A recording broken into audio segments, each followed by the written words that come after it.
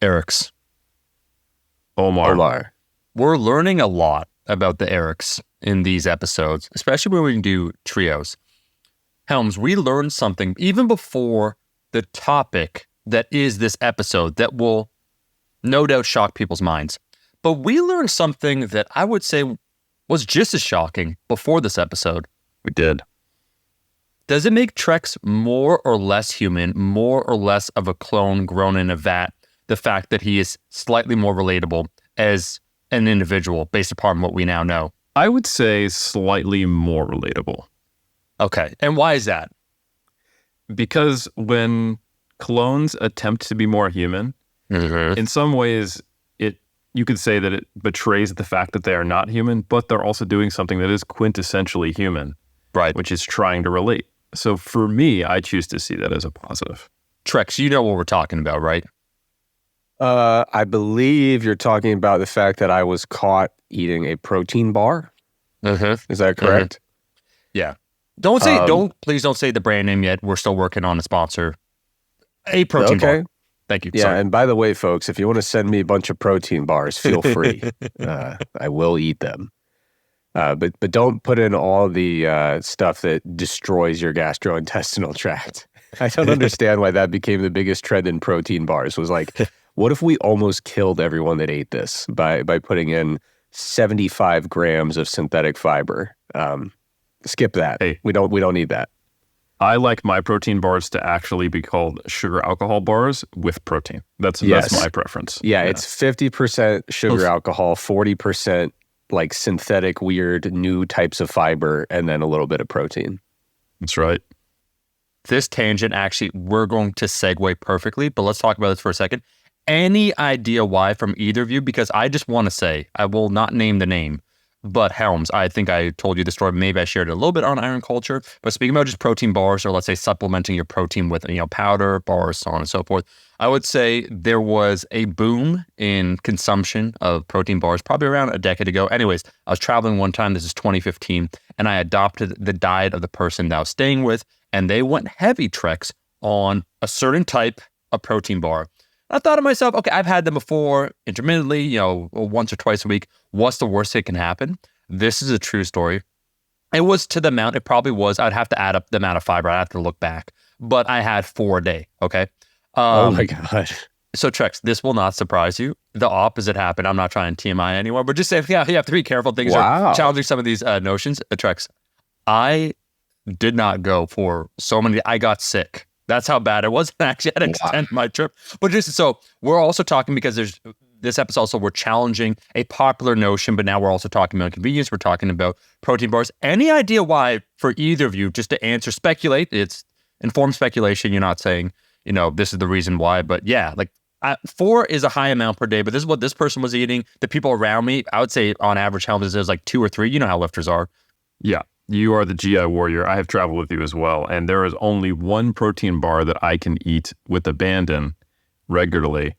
And I'm not going to say the brand name because we are still hunting, but let me just say that there's nothing naughty in those bars. Hashtag New Zealand. Shout out. It is a New Zealand brand name. Nothing naughty. Now I'm just going to go ahead and say it because I love it. They're great. They taste good. Wow. They're keeping true to the formula. Chuck, you 15 grams of protein. Yeah, see how quick he crumbles, man. He was close. Click the link in my bio. We're so close to getting paid, Trex, finally. And instead, I took the easy win. You know what they offered me, guys? No, nothing. 10% discount on protein bars. That's it. So, wow. That's actually your discount code adds 10% to the order because you just want to support them. I want to support the business.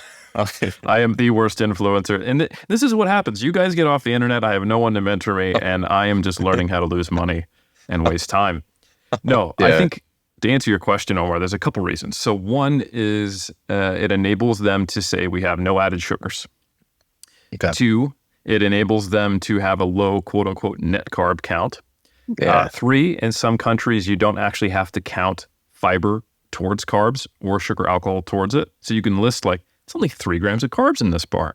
Don't care about the fact that it is also has about 15 grams of partially digestible fiber and about another 10 grams of sugar alcohols, but it'll be sweet until you have to go to the hospital because your gut's completely impacted. Now, the beauty is that some people respond differently to these bars. So in my case, we've talked about this before, also TMI. If I have too much of a certain sweetener that most people have no issue with, erythritol, it sounds like, well, it doesn't sound like it.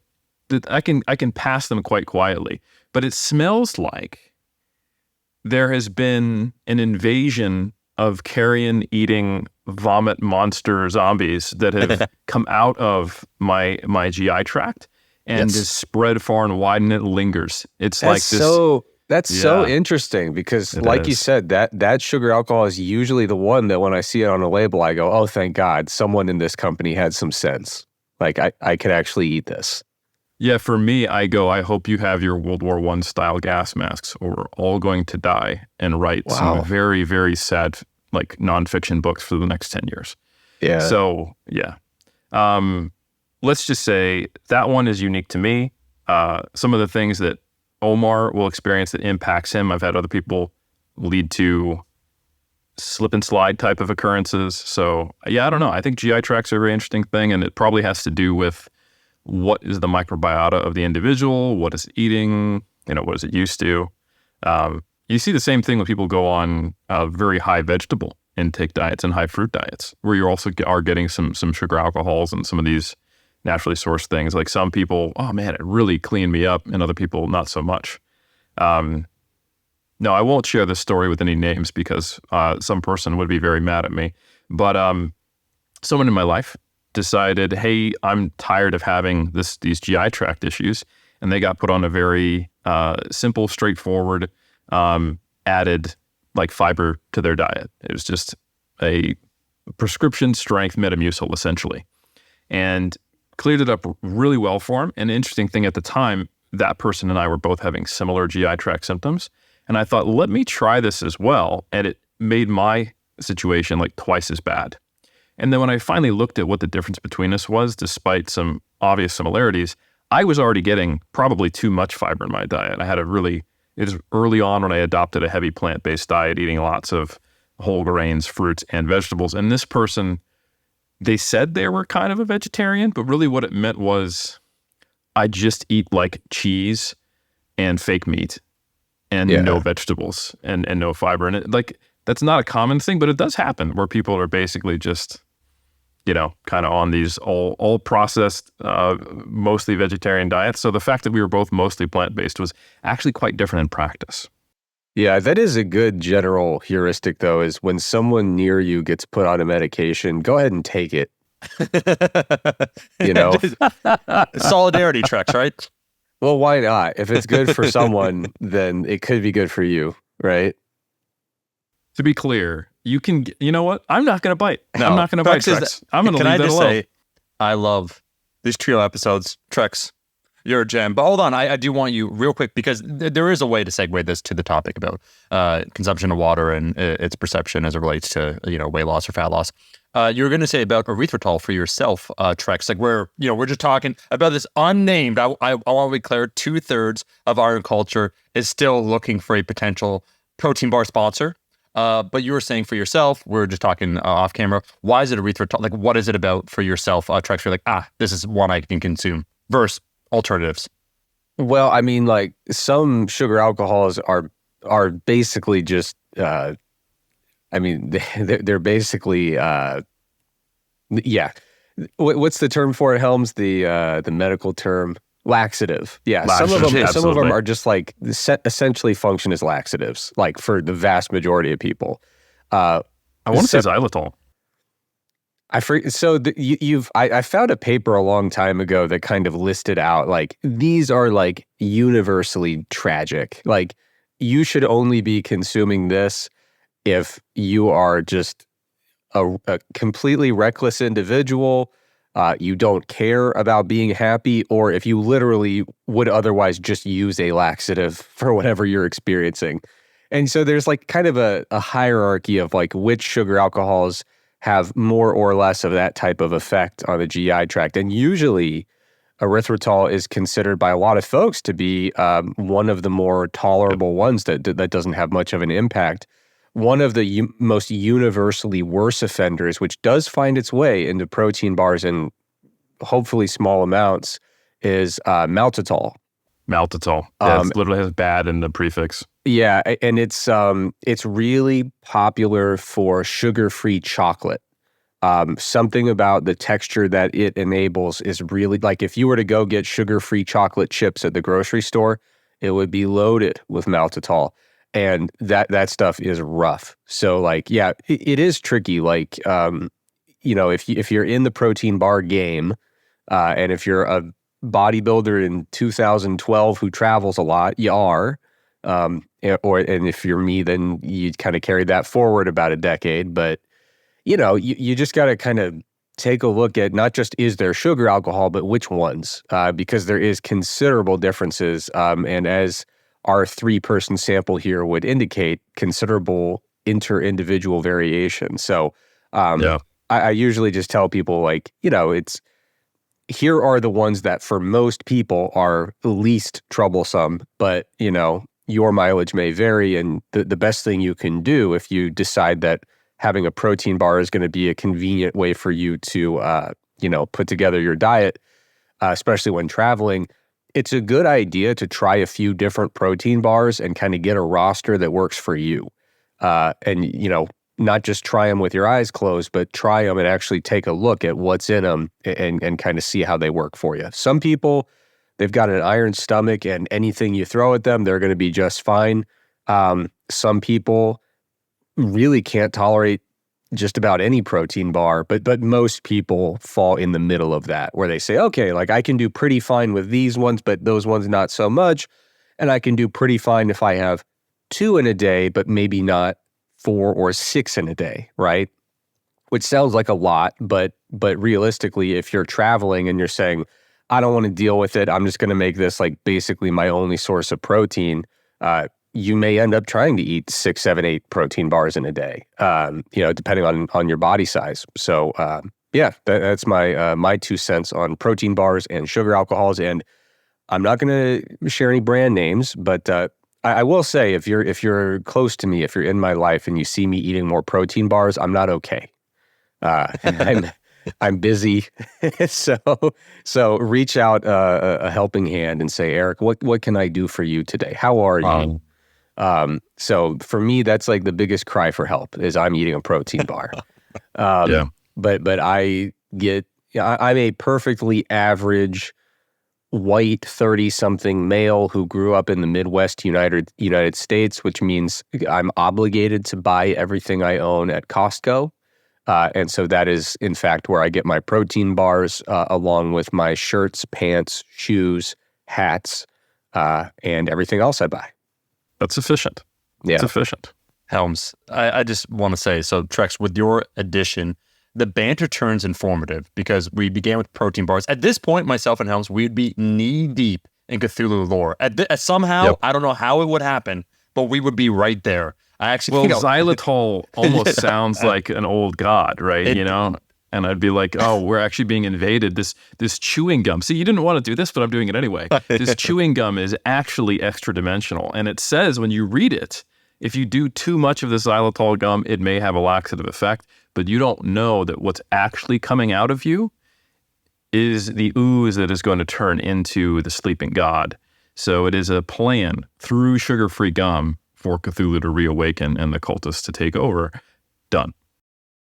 Trex is like, how did I just get involved in this? But no, I do want to say that this episode, we're going to be challenging Trex some notions. This is part of MASS now. I believe 2 of you are part of MASS. It will, by the time this is released, this issue is already out. And maybe to give a teaser, Trex, to quote Prince, something in the water does not compute. Absolutely, yeah. So in the newest issue of MASS, which at the time of recording is going to come out in about a day or 2, I have an article. It is called Drinking More Water Facilitates Fat Loss, Fact or Fiction.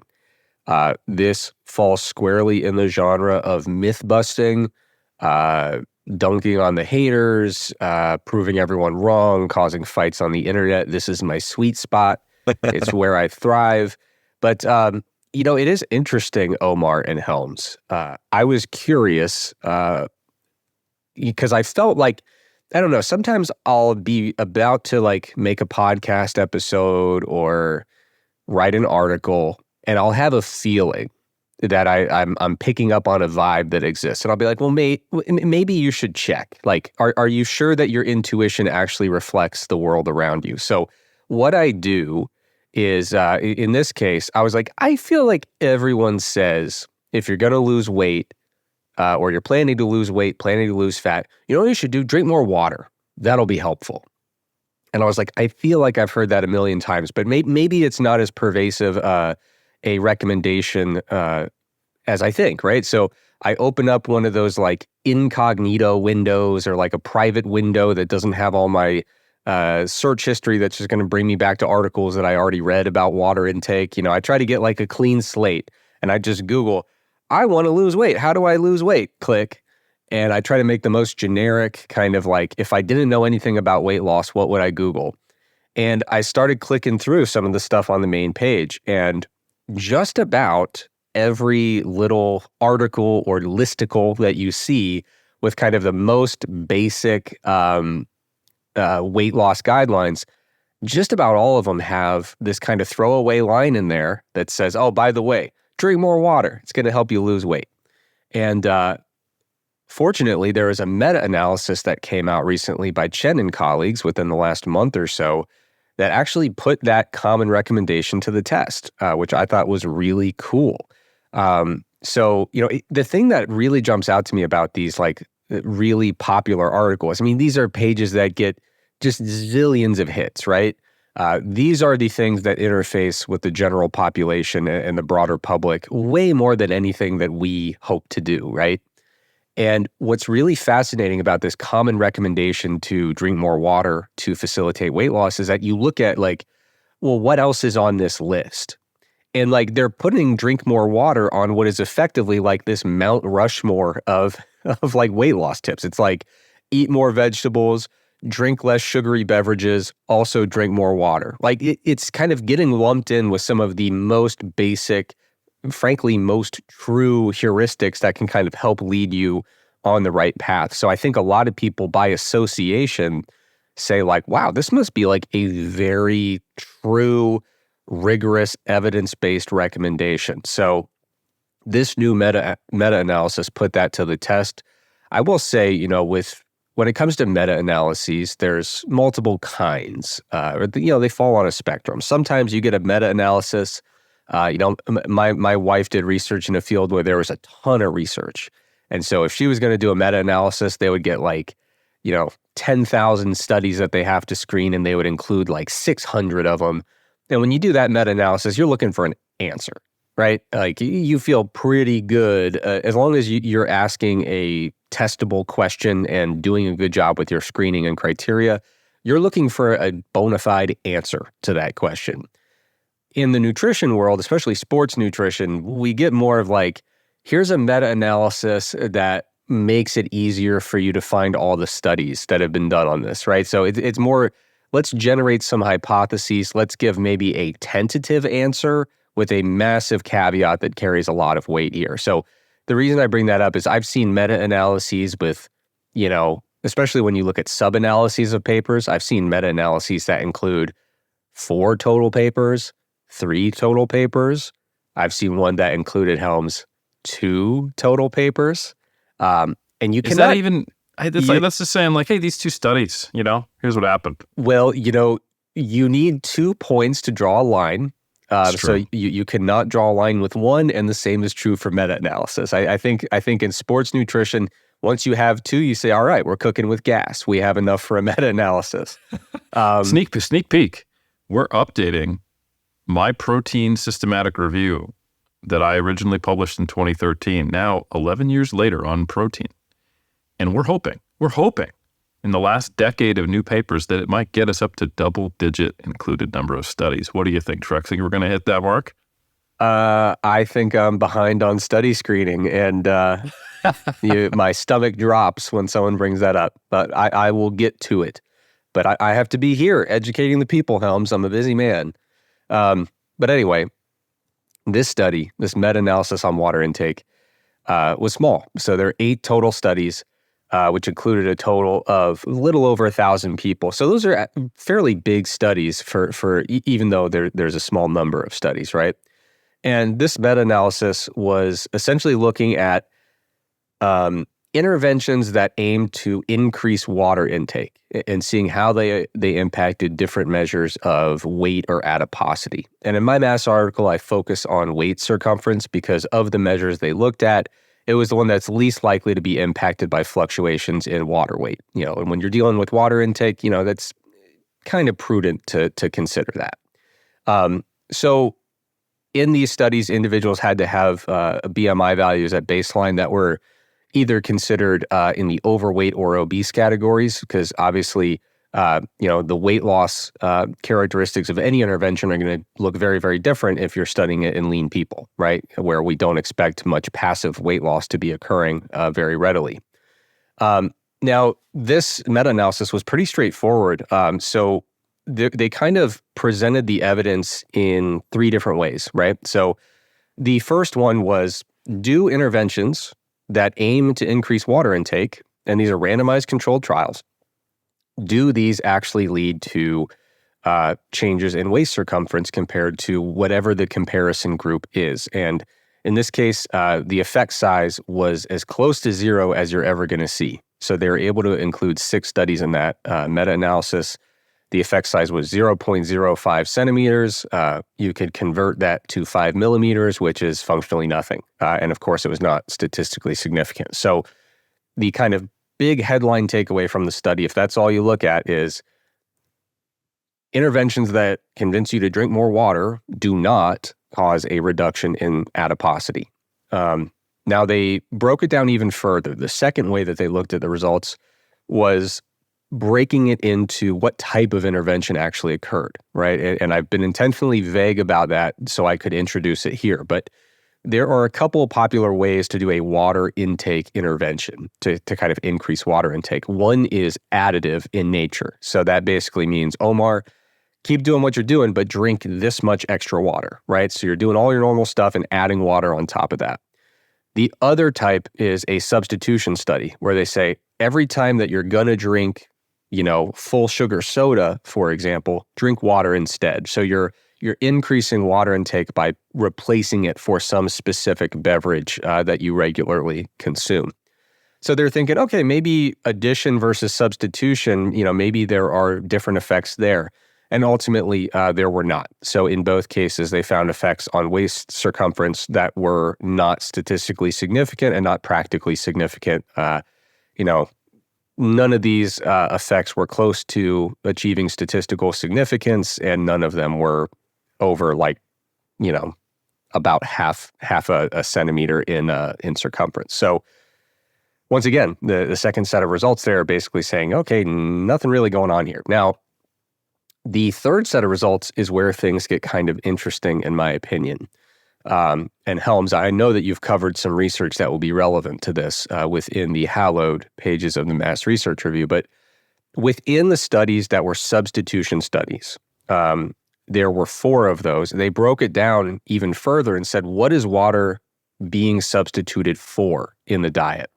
And so 2 of these studies, water was being used in place of artificially sweetened beverages in the diet. So drink less of your artificially sweetened beverage and replace it with water. In the other 2 studies, water was replacing sugar-sweetened beverages, okay? So when water was replacing sugar-sweetened beverages, unsurprisingly, waist circumference had a tendency to go down, right? Take that soda out of your diet, put water instead. You're taking calories out of the diet. You're not replacing them with more calories. Now, that wasn't statistically significant because there were only 2 studies, but it was pretty darn close and, ended up being associated with a reduction of about a centimeter in waist circumference, which, hey, not bad for a pretty simple intervention.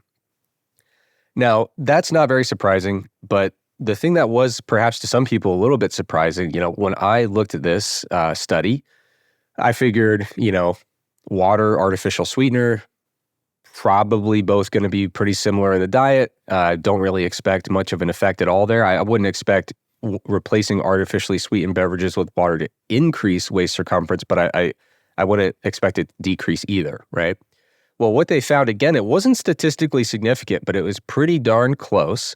What they found was that replacing artificially sweetened beverages with drinking more water instead actually led to an increase in waist circumference of 1.23 centimeters. Now, it's not a massive effect size. Technically, the confidence interval just barely crosses over zero there. There's only 2 studies, and there's a few different interpretations for this finding, which is really the only thing to write home about other than, myth busted, water doesn't really seem to do a whole lot for weight loss. With this particular finding, you could be a purist and say that confidence interval goes all the way past 0 to 0.03. And therefore, it's not significant, and only with a p-value less than 0.05 on the dot will I accept any finding. That would be, folks use that approach and they're consistent with it, and that's okay if that's what you're into. That's not really how I like to interpret p-values, but that's one interpretation, is that this increase in waist circumference was not statistically significant, so don't come at me with that crap. Now, another interpretation, which I think is a little more nuanced, is, hey, come on, it's 2 studies, give me a break. Like, call me when we have 10 of them and we're starting to see a meaningful effect here. So that's one additional possibility, which I think is very defensible. A third possibility kind of leads into something that helps. I don't expect you to have a crystal clear memory of this because you wrote it a long time ago, but you did write a mass article about whether or not diet sodas actually helped people, reduce cravings and essentially reduce their intake of other things in the diet. And so one superficial interpretation of this is, oh, okay, people were using artificially sweetened beverages to basically satisfy that sweet tooth. Maybe they were less likely to consume desserts and other high-calorie things because, that sweet artificially sweetened beverage was kind of scratching that itch for them. So when you take that away and give them water, maybe they are seeking out a little bit of extra sweet food to kind of make up for that. And Helms, do you happen to remember the main kind of bullet points of what you found in that study? Because they were basically looking at whether or not there's essentially validity to that concept that diet sodas are helping people experience fewer cravings and kind of offsetting calories in the diet in a fairly passive manner. At least that's how I remember it.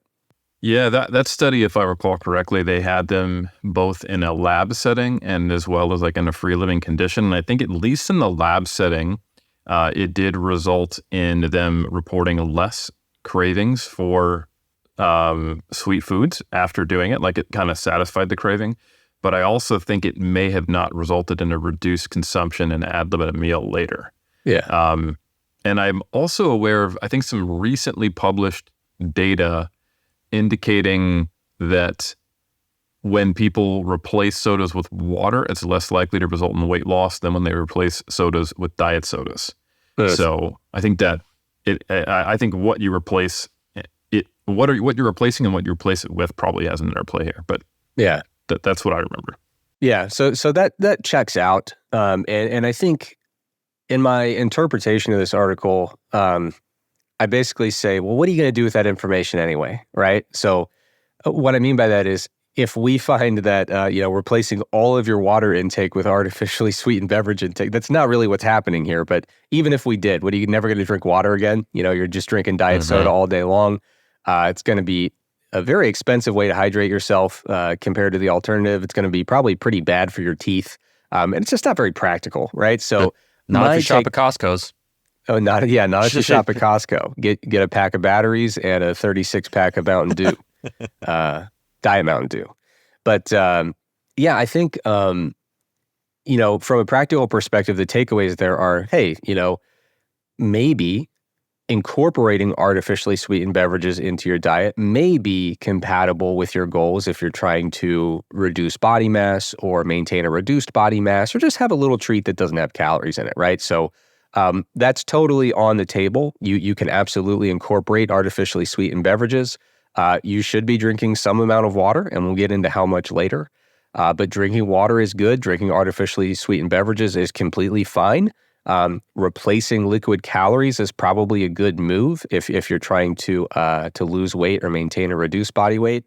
And that goes even beyond things like artificially sweetened beverages. One of the things that I think is a very underappreciated little diet hack for bodybuilders, replacing dairy milk with almond milk.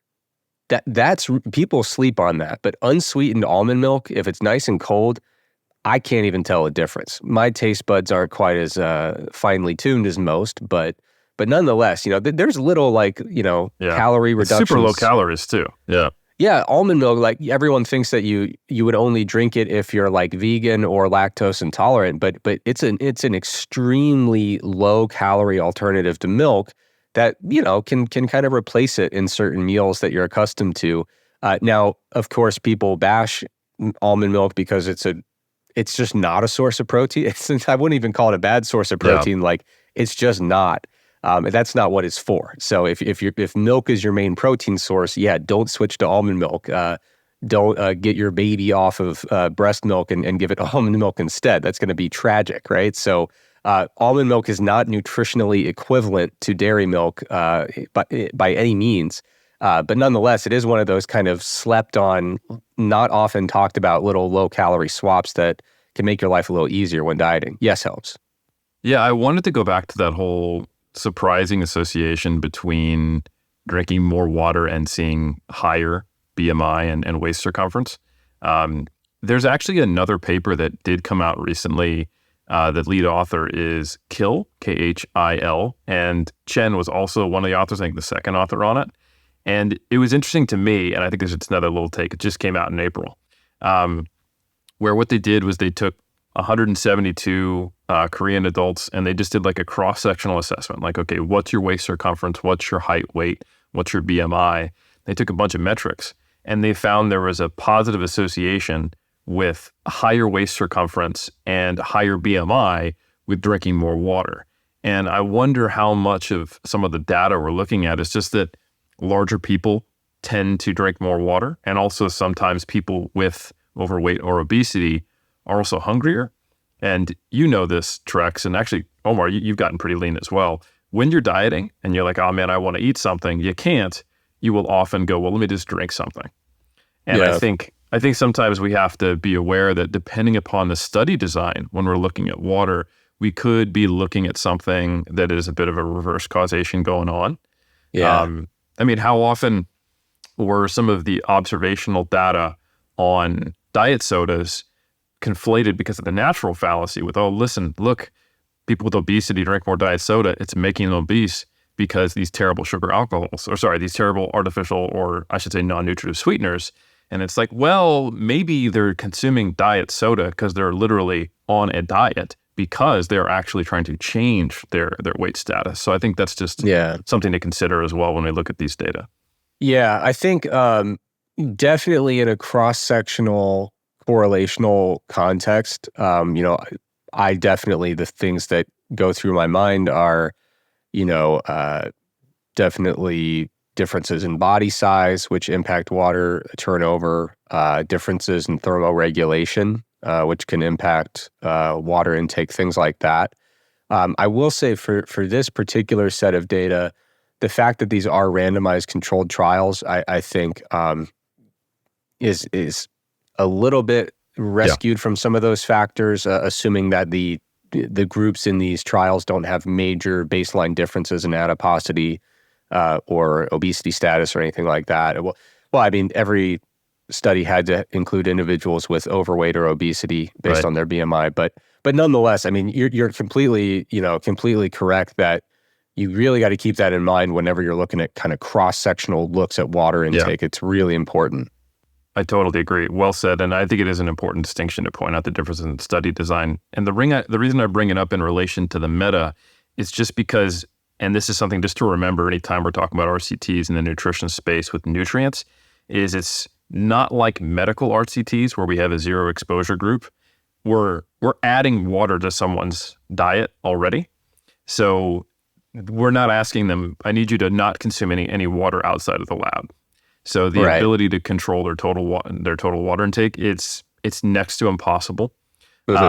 So I think it can be to some degree maybe confounded by people who are heavier or who are struggling with more hunger potentially drinking water even beyond what they've been asked to do, but or it being this replacement thing that they're still overall taking a higher level of water. So I just to throw that out there, just so we kind of understand some of the limitations. Yeah, definitely. I mean, with this study, I think the biggest takeaway is, to me personally, despite the ubiquitous recommendation on so many lay press articles saying, well, you want to lose some weight, first thing you do, you drink more water. It does not seem to be really moving the needle in randomized interventions, which basically replicate what you would be doing if you were taking that advice, right? You would say, I'm going to keep doing my normal stuff, but I'm either through addition or substitution going to be drinking more water.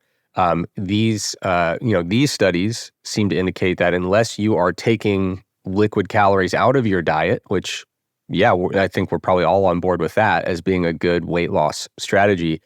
The act of drinking more water per se, even when you expand out from waist circumference, look at the other measures they looked at, body weight, BMI, it just wasn't really an effective recommendation for weight loss.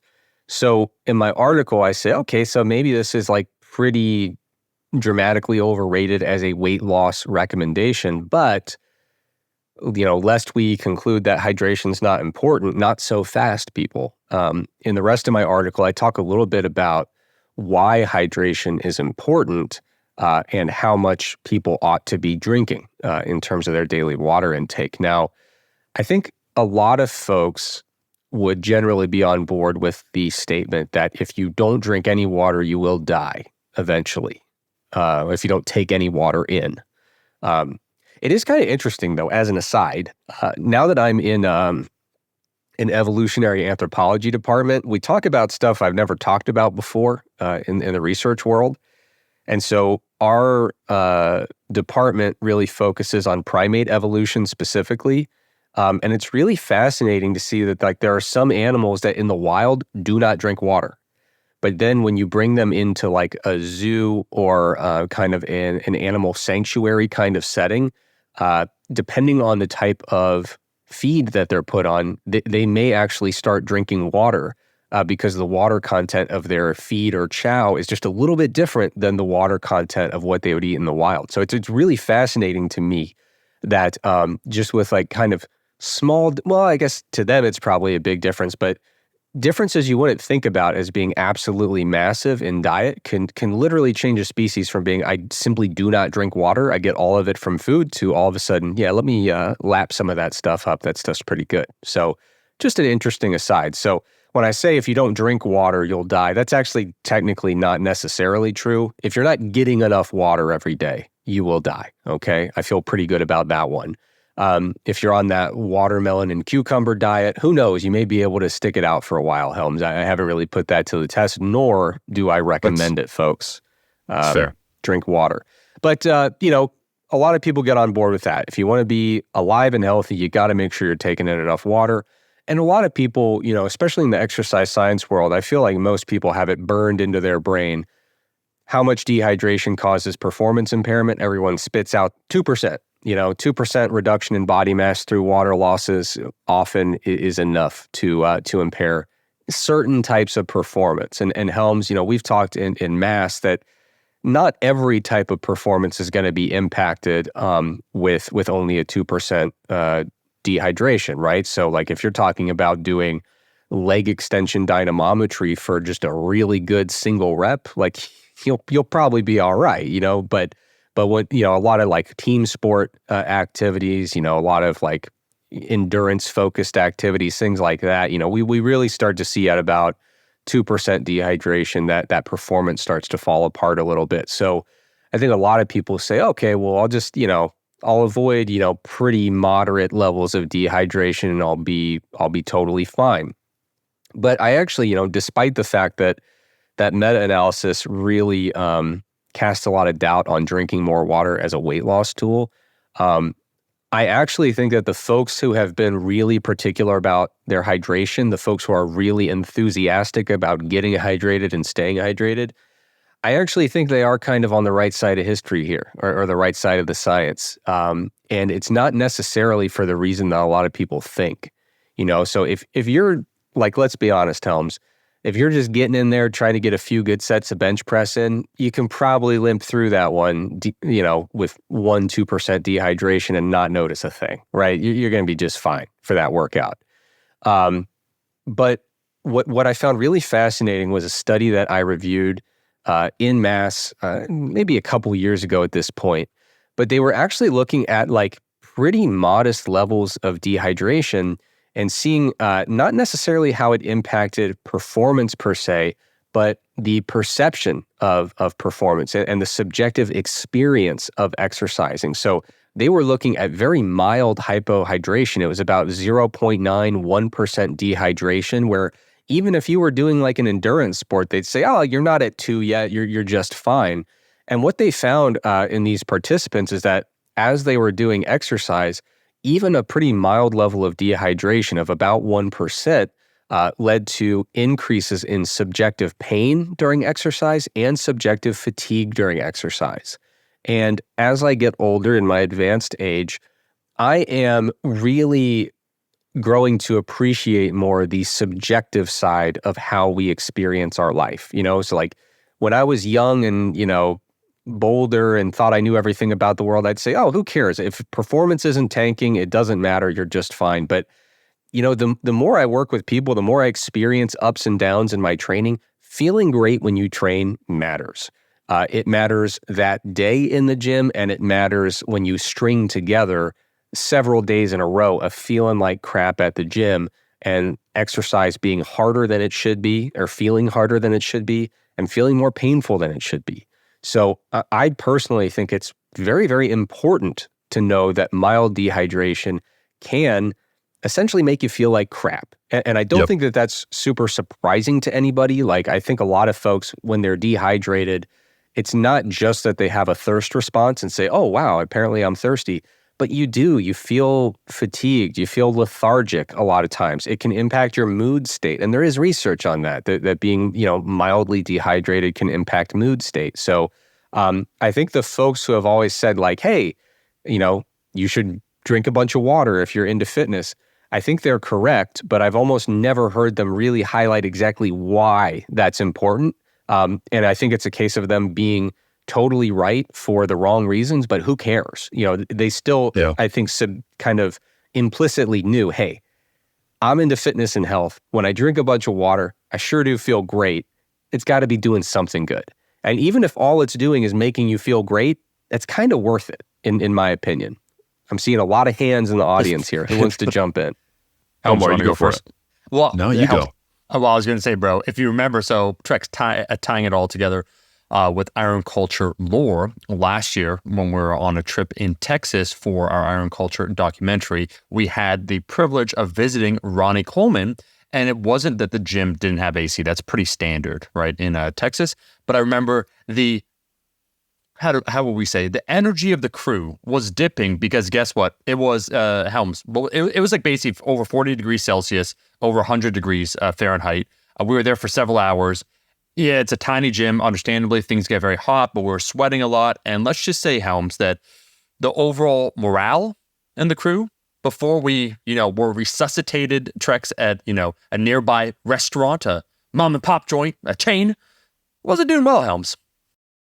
Yeah, I think the only reason we got through it is because we were in the presence of Ronnie Coleman, and it was a truly life-changing experience. But I also got notifications while we were being given the tour of the gym from Brian Dobson on my Fitbit of my heart rate being like 130. And I'm like, that makes no sense. I'm in great shape and we are walking around. I'm not training, like there's people around me training. And if we're in the same state, their heart rate's, I don't know, 260. And that's probably not accurate, So you were having like a sauna level cardiovascular response to being in that gym.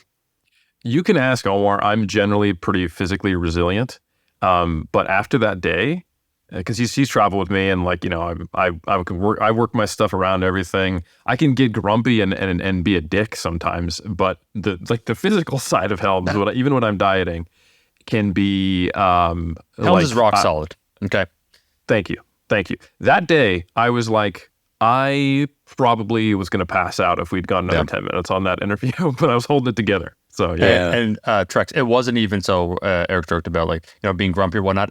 We had sad boy energy in our group. Actually, it's more like everyone just getting dehydrated and the not tribe's feeling gonna great, die. Yeah. wondering why. A real quick side note, and that helps. I think you had something to say, but I've noticed I've been now in 2 gyms in areas that are hot basically year round, where they do not have available water for members, which blows my mind. Now, I'm not. To be clear, I'm not talking about Metroflex, but like Trex, like a water fountain. We're talking places where it is on average probably 30 degrees Celsius, 90 something, unless it's winter, and there is not readily available access to free hydration for members, which kind of blows my mind. I'm not trying to go on a rant here, but imagine that, not that gym, and again, not picking Metroflex, but just not even being aware. You're a young kid and you go there like, why do I feel terrible? I'm like, well, let me tell you why. Yeah, Crazy, man. I mean, You know what they ought to do in that gym? Here's what you do. Your building probably has some kind of hose hookup somewhere on the exterior.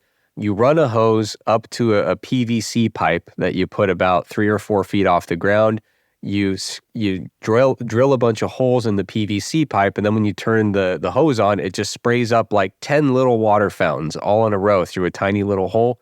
That's how I spent my entire childhood drinking at a variety of athletic practices. And if you can get past the countless cultures of bacteria that exist within the entire apparatus, it's still water, and it's almost potable.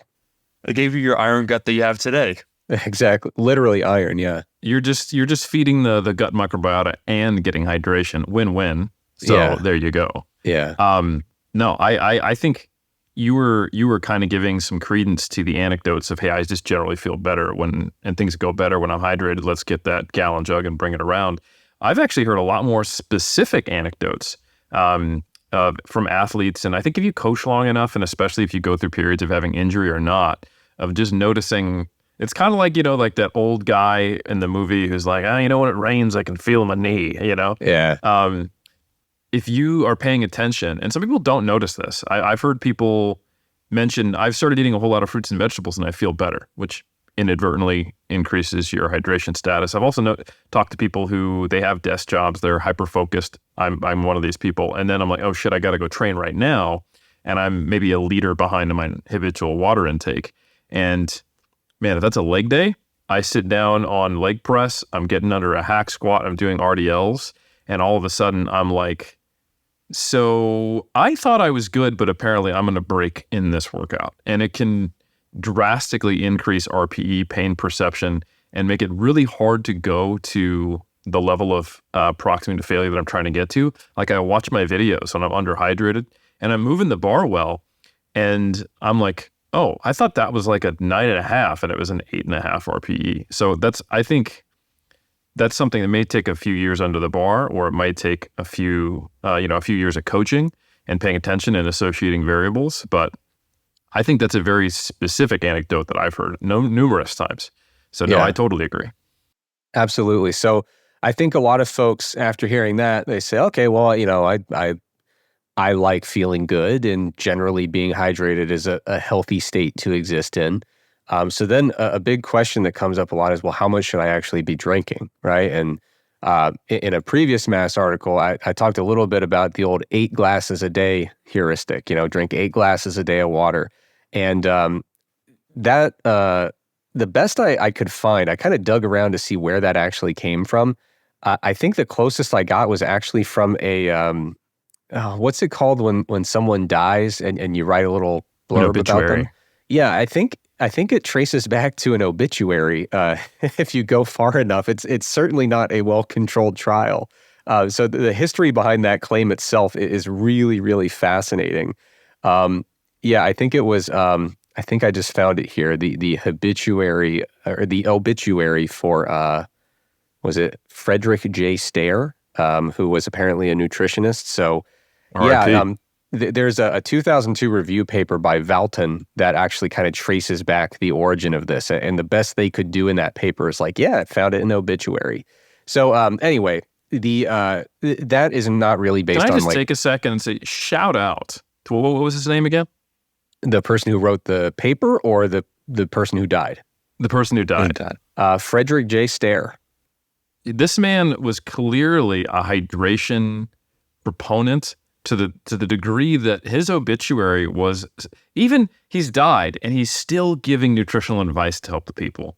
We could all aspire to something like that. I could see in 40 years, here lies the good doctor, Eric Helms, up to 3.1 kilograms or grams per kilogram of fat-free mass. Please don't mistake that for body mass. It's fat-free mass. That'll be, I'll actually write that if I happen to outlive you, God forbid. But anyway, so question, how much do you drink? I think probably the best answer to this, or at least the best visualization of what the answer could be, comes from a paper by Yamada and colleagues. And what they did was they used the International Doubly Labeled Water Database, which is an incredible resource. It's got thousands of data points from people ranging from age like 8 days to 96 years. And so they have thousands of data points. And for this particular paper, they had about 5,000 or 6,000 participants, and they plotted out, water turnover per day, which is pretty much just how much water your body uses per day. And the typical adult, as you get older, your water turnover actually goes down a little bit. You lose some fat-free mass, your total body water goes down a little bit. But the typical adult who's less than like 60 or 70 years old, typically going to turn over somewhere between 3 and 5 liters per day of water. Now, on the surface, you would hear that and say, well, between 3 and 5 sounds like about 4. And 4 liters is about a gallon. So we've been right all along. The bodybuilders knew it, once again, decades ahead of the science, but not quite so fast with that one. So the first thing I would point out is that the range is extraordinary. So when you look at water turnovers for the adults in this sample, there are some folks whose water turnover values are shy of 2 liters a day. And there are some folks adults whose water turnover exceeds 10 liters per day. So what that means is you probably cannot take that 4-liter number and take it to the bank and assume that it's going to be a very appropriate number for you. And when you look at what impacts that variation, not a lot of secrets there. What's your physical activity level? What's your structured exercise like?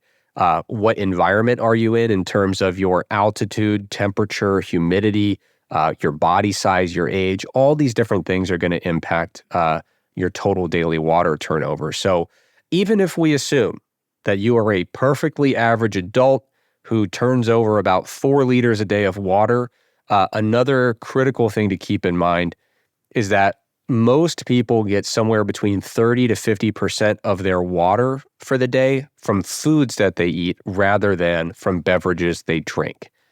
Now, where do you fall from that 30 to 50%? Again, that's an individualized thing. Helms, I think we're recording already. Yeah, when we're talking vegetarian diets, right? You were eating a bunch of fruits and vegetables. The other person was eating, 6 Impossible Burger patties stacked up together, right? Better believe you were getting a heck of a lot more water from your diet than they were. And so that's a huge factor that can impact how much water you actually need to drink in the form of various beverages, right? So if you're eating a diet that has fairly minimal ultra-processed foods, decent number of fruits and vegetables, you probably are in that 30 to 50, maybe even 40 to 50% range in terms of how much of your total daily water is coming in from foods rather than beverages. But then on top of that, you say, okay, well, I'm, a bit of a coffee drinker, right? So I have a couple cups of coffee in the morning, and then maybe I have a protein shake after my workouts. Maybe it's 2012, so during my workouts, I'm sipping on BCAAs, because who didn't, right? But you start piecing together all these different sources of hydration throughout the day, and you actually figure out like, oh, okay, if I need to get, 4 liters of total water into me per day, and I start piecing together all these various sources of hydration, and maybe I only need to drink a couple liters of actual water per day.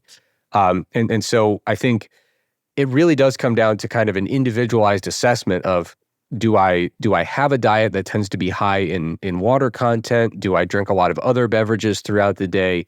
you start piecing that together. Am I a heavy sweater? Do I live in a hot environment? Am I on my feet all day?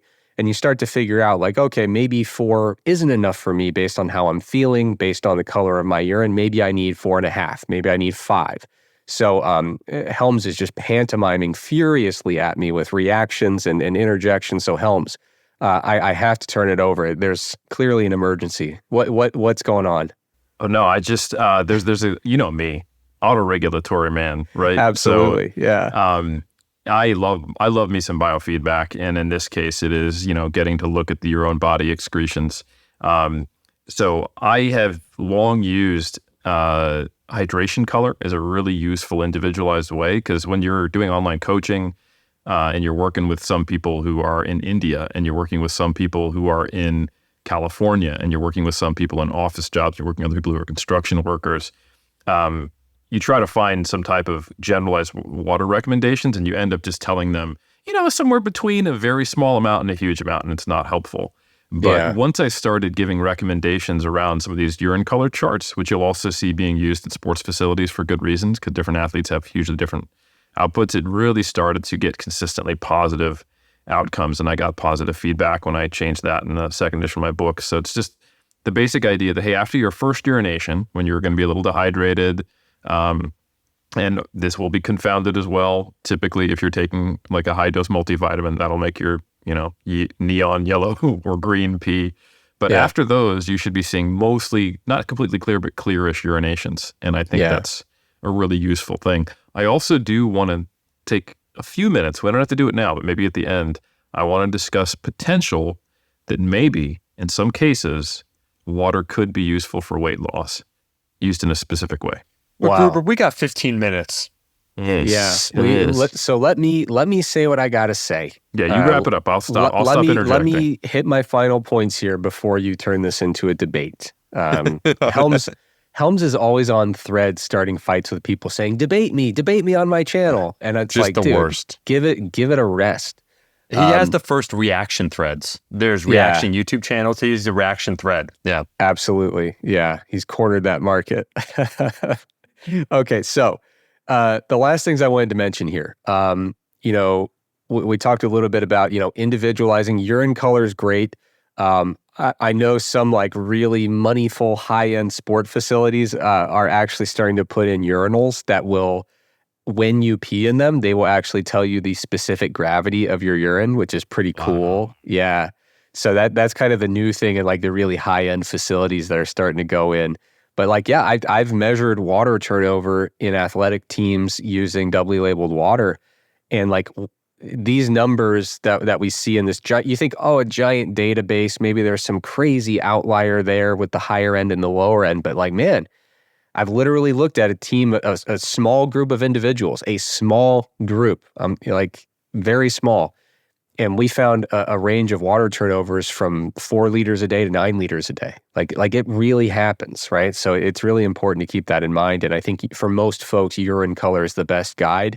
And I will say, as is the case with anything, more isn't always better. There are, instances where if you go way, way, way overboard, you can run into some issues with hydration status. But you got to work, I will say, you got to work pretty hard to get there with your water intake, and you have to have a pretty electrolyte devoid diet to run into any kind of issue with that. So like in the world of pharmaceutical drugs, there's something known as the therapeutic window, where it's like, here's the effective dose and here's the actual dangerous dose where you run into problems. The gap between them is the therapeutic window, if memory serves. I hope I'm using that right. Pharmacologists in the crowd are going to come at me. But the idea is if a drug has a wide therapeutic window, it means you can use the safe dose or the effective dose, and you have a lot of room before you run into any issues or anything like that. And I would say water is one of those cases where some people have really put a lot of scare tactics and don't overhydrate or you're going to get like hypokalemia and drop dead. And that has happened in very extreme scenarios. But again, most people have a diet that has plenty of electrolytes, plenty of sodium and potassium. Most people are not drinking gallon after gallon after gallon of water per day. the therapeutic window for trying to drink plenty of water is very wide. You have to be in a pretty unique circumstance to run into overhydration issues. But I will say, a practical note, there are some folks who are probably a little more hydrated than they need to be. Like if your urine is crystal clear all the time, you're probably going a little harder than you need to. And it's not the most likely scenario is not that you're going to run into any issues with hypokalemia or hyponatremia or anything like that. The most likely scenario is that your life is just a little bit less enjoyable because you're urinating like every 20 minutes, right? And that is a big quality of life thing. It's like genuinely not fun to need to go to the restroom every like hour, right? Or even, whatever the timing is for you. Like you can kind of tell when you're drinking too much and you're like, okay, I'm just like constantly going from bathroom to bathroom. Not very fun. The last thing I want to mention, and I'll go very quick because I know Helms wants to debate me, but the last thing I'll mention here is Beverage Hydration Index, a classic paper from 2016, an instant classic, compares the effects of different beverages on how effectively they rehydrate you in a relatively short time period. And the reason I want to bring this up is because there's a couple myths in the hydration world. If you really need to rehydrate quickly, and there are examples of that, your hydration gets away from you, you're exercising on a hot day, you want to replace fluids quickly, or you wade in for a weight class sport, right? And you have a few hours and you're about to compete, you want to get rehydrated really quickly. Water has a beverage hydration index of 1. And if the value is below 1, then it is less hydrating than regular water. If the value is above 1, it is more hydrating than regular water. One misconception or myth is that coffee and other caffeinated beverages and beer are like extremely dehydrating because of their diuretic effect. Their hydration index values are like 0.9, 0.95. I mean, we're talking about virtually practically identical to water. So that diuretic impact is tremendously overhyped when we're talking about having a cup of coffee, a beer, something like that. The other misconception is that sports beverages like Gatorade, Powerade, whatever you want to throw in there, any number of brand names, are the only solutions that are better than water for hydration. And there's actually quite a few things that are meaningfully better than water in terms of rapid hydration.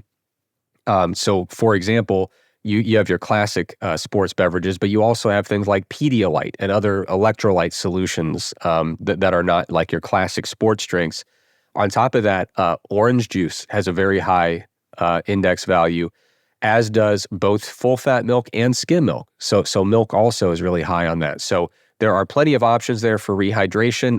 Water itself usually does fine unless you have a lot of electrolyte losses from sweat. If you do have a lot of electrolyte losses from sweat, then you probably want to drink something that's got at least a little bit of extra, sodium, potassium, and other electrolytes in there.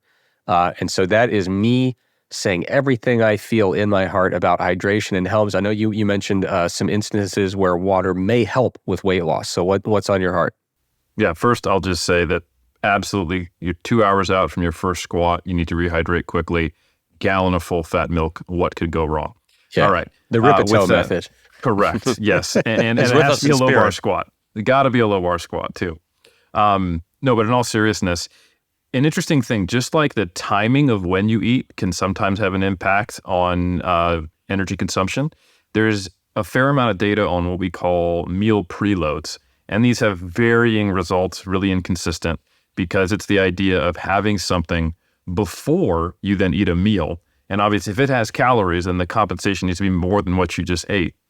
But water, 0 calories. And there is some data, I think it's a study by Peretti and colleagues from 2015, and there's also a study by Van Welligen from 2007 that found, at least dependent upon age, there are some instances where a water preload can reduce energy consumption in a meal.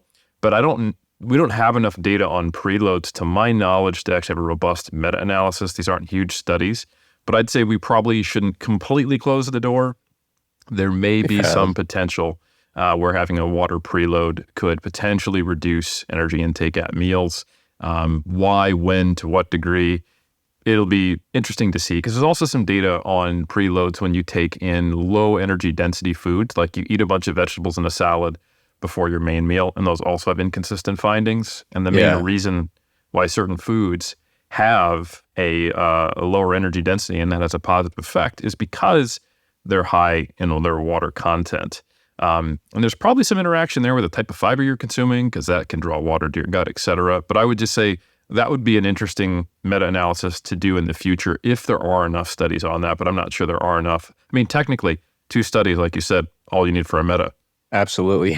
Put that on my obituary. Put it on my gravestone while you're at it. Eric was the pioneer of the 2-study meta-analysis. I will literally crawl out of my grave and knock that stone over. No, the one thing I will mention, I'm not much of an optimizer. I usually tend to be pretty pragmatic, but who wants to hear Dr. Trexler's meal preload protocol? Go. So if I was going to do a meal preload, and I actually do this sometimes, I actually found a lovely protein beverage, a whey protein mixture that is more of like one of those watery based kind, almost more like a juice than like a milkshake in terms of the texture flavor profile. It has an orange mango flavor. And what I actually do, if I want to have a meal preload, is sometimes when I'm at like a big potluck meal, I'll find that I'm seeking out extra food just so I get like a decent amount of protein or a decent amount of fiber. My preload 30 to 60 minutes before a meal, I do 40 grams of protein, which is flavored like orange mango. And I do basically a knockoff brand of Metamucil, which I'm pretty sure is psyllium husk. Is that the fiber in Metamucil? Yeah, right. And like, man, I don't think you can do a more effective preload, in my opinion, than you've got your protein for your meal, you've got your fiber, you're obviously getting water in the mix there, usually like a good 20 ounces of water. Personally, I'm a little skeptical that water preloads are going to really have a lasting impact, especially when you think of not that meal, but the meal after. But preloads, I'm fascinated by it. I do hope they do more research on a variety of preloads, protein preloads, water preloads, fiber beverage preloads, and then vegetable preloads, I think are also really intriguing. Love it. Helms is looking at his watch, which means wrap it up. We need to beg him to come on tonight, and he's just sitting there. He's gone to leave. Hollywood. Yeah. He gets 100 likes per thread post where he said, Joe Rogan, I will fight you in the cage to the death. And that gets 100 likes. And suddenly he's like, guys, I got what? He said like 75. Oh, Trex, it's your episode? Yeah, I got 55 minutes. Okay, do your best. Whatever. No, hey, guys, another I got to take up the time and also then blame you guys for making me late to things. That's the only reasonable approach. Absolutely. No. Another fantastic episode. Trex, I really do think you laid it down. I think there are potentially in the future, let's see, maybe leaving a clue, some more things to be discussed concerning athletes, hydration, rehydration, weight cutting, all those sorts of things. Like, I think this was a stellar episode, and I will just wrap up by saying thank you so much for listening to another episode of Iron Culture. You could go ahead and leave a rating review. 5 stars is typically what people give us, but we leave it to your own discretion. However, we will judge you. We're back every single insert date here from now until the end of time. We'll catch you in that next episode. Until next time.